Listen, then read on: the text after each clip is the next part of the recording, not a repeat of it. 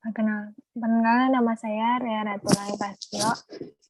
Saya ingin melakukan wawancara kepada Pak Saiful tentang wakaf dan peran milenial dalam mengembangkan dengan menggunakan pendekatan social finance. Sebelumnya saya ingin menjelaskan tentang apa itu wakaf. Wakaf merupakan istilah dari bahasa Arab, yaitu wakaf secara bahasa berarti penahanan atau larangan atau menyebabkan sesuatu untuk berhenti. Menurut Abu Hanifah, wakaf adalah menahan sesuatu benda yang sesuai hukum yang ada dan menggunakan manfaatnya untuk hal-hal kebaikan. Bahkan harta yang sudah diwakafkan bisa ditarik kembali oleh pemberi si wakaf.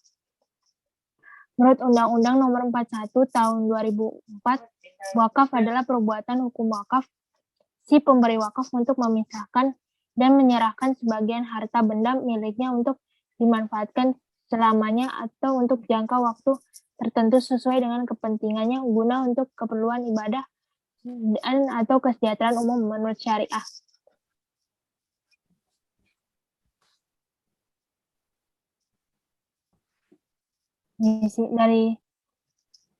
Dari sini saya mau bertanya kepada Bapak, seberapa penting wakaf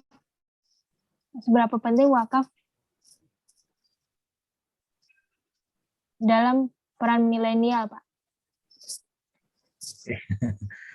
Oke, mungkin maksudnya seberapa penting peran milenial dalam wakaf gitu ya? Iya, Pak. Baik. Terima kasih, Rea. Assalamualaikum warahmatullahi wabarakatuh. Waalaikumsalam. Alhamdulillah, salatu wassalamu ala rasulillah wa ala alihi wa sahbihi wa man wala. La haula wa la quwata illa billah ma ba'du. Baik, merujuk kepada tema social finance ya, bagaimana wakaf memberikan kontribusi di dalamnya, dan kemudian pertanyaan lebih lanjut adalah bagaimana peran milenial, gitu kan, terhadap pengembangan wakaf dalam bidang social finance. Nah, Rea, selama ini kalau memberikan sesuatu ke orang lain tujuannya apa? Untuk bersedekah. Untuk bersedekah. Kemudian setelah kita memberikan itu, kita perlu tahu nggak kira-kira dampaknya kepada orang yang kita sedekahkan seperti apa? Dampaknya itu apa? Nggak perlu tahu nggak? Atau selama ini nggak perlu tahu? Pokoknya saya udah sedekah yang ikhlas gitu. Kalau setahu saya sih, yang ada istilah kan yang memberi di atas tuh, yang tangan bawah tuh nggak boleh ngetahuin gitu, kalau setahu saya, Pak. Tangan kanan memberi, tangan kiri nggak boleh tahu gitu ya? Iya. Nah, ini konsep ikhlas yang dipakai selama ini oleh kita agar kita memberikan kesadaran untuk menolong orang lain, gitu ya? Iya. Nah, Rea, dengan konsep social finance itu kita berharap bahwa apa yang kita berikan itu memberikan dampak yang positif kepada penerima. Nah, selama ini dengan konsep sedekah, seringkali kita tidak bisa mengetahui manfaat sedekah kita yang kita berikan ke orang lain. Kalaupun ada, itu harus dikelola dengan cara yang spesifik begitu ya, oleh lembaga-lembaga yang khusus. Tetapi dampaknya biasanya tidak permanen atau tidak berkelanjutan. Bukan permanen, tidak sustain gitu ya. Misalnya kita kasih uang, nanti dikasih tahu bahwa oh yang nerima sudah menggunakan untuk memberi menyehatkan penyakitnya, gitu ya, menyembuhkan penyakitnya. Tapi setelah itu apa? Nggak ada, gitu. Nah, para milenial yang selama ini melek dengan informasi, yang haus dengan informasi-informasi kebaikan dan terbiasa dengan teknologi, itu tidak mendapatkan kesempatan yang lebih ketika mereka memiliki keinginan untuk bersedekah. Dan kita tahu kalangan milenial adalah kalangan yang memiliki sifat sosial lebih tinggi dibanding dengan generasi-generasi sebelumnya. Ini kita pernah bahas, pokoknya itu berarti abadi dari sisi dampak sosial, ya nggak? Iya, Kan kalau abadi, dampak sosialnya juga abadi dong, karena dia akan berkelanjutan. Gitu. Nah, dengan begitu, ketemu nih kebutuhan para milenial. Para milenial yang mungkin selama ini sedekah itu menggunakan konsep tangan kanan memberi, tangan kiri nggak boleh mengetahui, gitu ya. Itu sebenarnya kita tinggal tingkatkan lagi menjadi konsep bagaimana sikap sosial itu lebih sustain, lebih abadi, gitu ya. Nah, dengan begitu wakaf bisa menjawab permasalahan itu. Sekarang saya tanya ke Rea nih, Rea lebih suka mana? Sedekah yang langsung habis atau sedekah yang abadi sampai kiamat, gitu? yang abadi sih, Pak. Yang abadi, betul. Jadi kita pengen itu jadi investasi akhirat kan? Iya. Kita pengen sedekah kita itu seperti investasi yang dia akan memberikan manfaat semasa kita hidup sampai semasa kita meninggal dunia, gitu kan, untungnya double, ya nggak? Iya, Double. Nah, benar-benar. saya konsep ini pas banget nih dengan konsep milenial, gitu. Jadi peran milenial itu menjadi sangat penting dalam pengembangan wakaf dengan menggunakan paradigma social finance, gitu ya. Saya ingin bertanya lagi, Pak. Silakan. Kan biasanya saya itu menemukan di jalan-jalan biasanya apa yang minta sumbangan kan buat apa yang buat korban banjir, apa buat korban dampak apa gunung meletus gitu. Biasanya yang para mahasiswa atau remaja-remaja gitu, Pak. Tapi saya kok merasa yang kurang percaya gitu, Pak, maksudnya.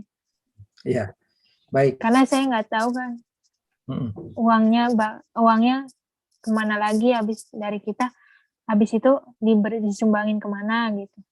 Iya, memang untuk kondisi insidental ya, musibah-musibah yang sifatnya emergensi itu membutuhkan pendekatan emergensi. Jadi sedekah-sedekah yang memberikan bantuan untuk membantu kepentingan jangka pendek mereka itu penting, gitu.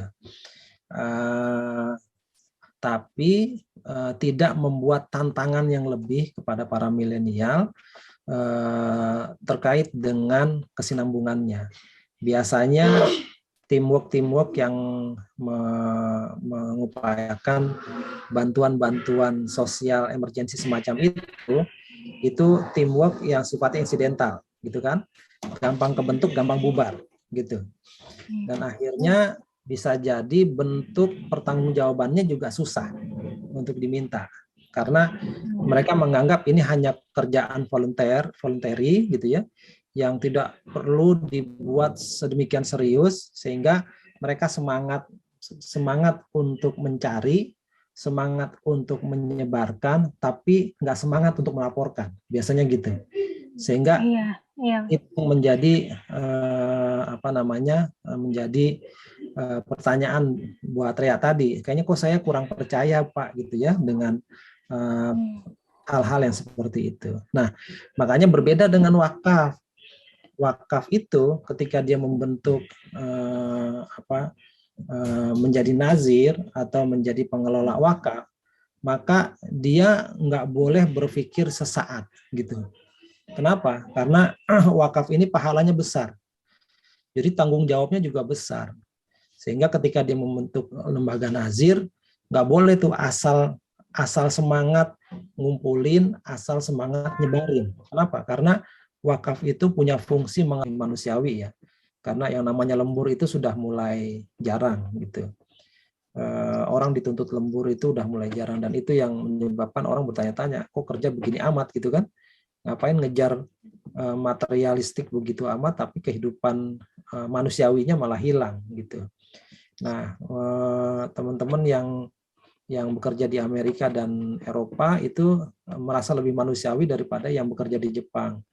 Karena biasanya setelah dari jam 8 atau jam working hour gitu mereka kerja habis-habisan gitu ya.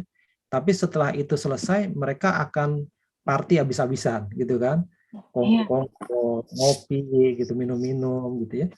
Tapi mereka itu cara mereka untuk mendapatkan kemanusiaannya gitu. Kalau di Jepang masih susah juga ya. Jadi lembur itu masih dipandang sebagai satu glorifikasi lah, bahwa saya adalah pekerja yang sangat loyal kepada perusahaan gitu. Jadi pulang malam itu sudah jadi keharusan gitu. Nah, sekarang dunianya sudah beda, orang-orang milenial itu udah bisa kerja di mana-mana kan. Bisa kerja di kafe gitu ya, di rumah gitu, di tempat-tempat yang sambil liburan bisa kerja gitu ya. Jadi mereka tetap bisa menghasilkan uang, tapi sisi kemanusiaannya nggak hilang. Iya. Ini magang-magang gitu sih, Pak. Siapa? Biasanya. Maksudnya biasanya kan kalau milenial magang-magang gitu. Atau enggak biasanya milenial ya ada yang pengen kerja di luar, pengen melanjutkan di luar. Ya, di luar. Iya. Iya. Jadi sifat petualangannya tinggi lah kalau milenial ya. Jadi yang namanya hidup dikekang dari jam 8 sampai jam 5 gitu, apalagi harus lembur sampai jam 10 malam, itu udah bukan zamannya. Kalau saya dulu biasa tuh, masuk jam 8 atau jam 9, pulang jam 2 malam, jam 3 malam gitu, ntar pagi berangkat lagi gitu. Itu memang udah dianggap sebagai hal yang wajar. Risiko jabatan lah gitu ya, risiko pekerjaan gitu. Tapi kalau sekarang di Amerika, mereka kalau mendapatkan jenis pekerjaan kayak begitu, mereka resign. Mereka lebih senang jadi YouTuber gitu kan, pekerjaan freelance gitu yang bisa dikerjakan di rumah gitu. Dan itu sebenarnya banyak banget kan, kayak ada satu platform ya, Workpass gitu kalau nggak salah ya, lupa saya. Nah di situ banyak tuh jenis-jenis kerjaan yang ditawarkan, translator, editor gitu, bikin paper atau apa, dan kita bisa tawar-tawaran di sana. Jadi lowongan pekerjaan semakin banyak, keahlian milenial juga semakin variatif ya, sehingga mereka udah nggak lagi tergantung sama perusahaan. Kalau cari uang ya cari uang, lagi banyak uang jalan-jalan gitu kan. Mencari sifat kemanusiaannya gitu. Begitu ya. Sudah cukup. Baik, terima kasih. Saya undur diri ya. Iya, Pak. Nah, semoga bermanfaat. Assalamualaikum warahmatullahi wabarakatuh. Waalaikumsalam warahmatullahi wabarakatuh. Ya, saya pamit. Iya, Pak.